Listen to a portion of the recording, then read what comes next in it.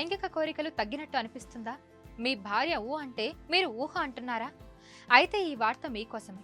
పడక గదిలో మీ మూడినెస్కి కారణమేంటో ఇవాళ మేము మీకు చెప్పబోతున్నాం.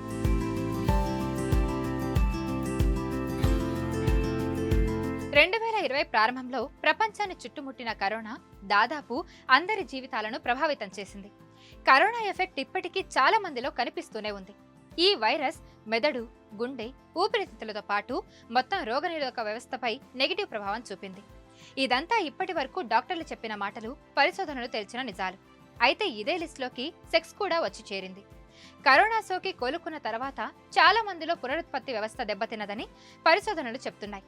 ముఖ్యంగా మహిళల్లో లైంగిక వాంఛ మునపటిలా లేదని పలు అధ్యయనాలు స్పష్టం చేస్తున్నాయి.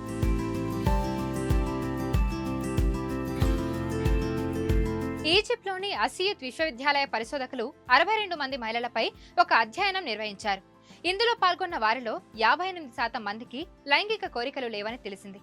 ఇన్ఫెక్షన్ సోకిన 6 నెలల తర్వాత సెక్స్ ఫ్రీక్వెన్సీ తగ్గిందని అధ్యయనంలో తేలింది.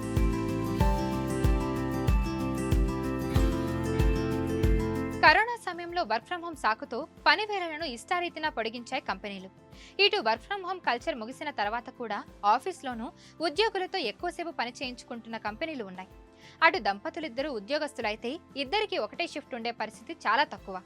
ఒకవైపు పెరుగుతున్న కోరికలు, మరోవైపు సెక్స్కు టైమే దొరకని దంపతులు ఎక్కువగా సెక్స్టింగ్లను అలవాటు చేస్తున్నారు. ఇలా రొమాన్స్ కూడా కృత్రిమంగా మారిపోయిన దుస్థితి దాపరించింది. ఇటు ఓవరాల్గా సెక్స్ లైఫ్పై నెగిటివ్ ఇంపాక్ట్ చూపించింది.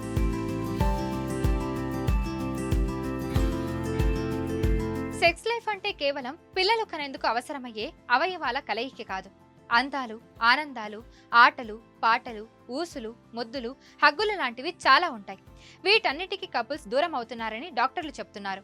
సంభోగాన్ని ఎంజాయ్ చేసే మహిళలు ఇప్పుడు తరచుగా నొప్పిని అనుభవిస్తున్నారని, సెక్స్ ఫ్రీక్వెన్సీ తగ్గడంతో పాటు కోరికలు తగ్గడమే దీనికి ప్రధాన కారణం అంటున్నారు. ఇలా అనుభవిస్తున్న మహిళలు తప్పనిసరిగా మెడికల్ హెల్ప్ తీసుకోవాల్సి ఉంటుంది.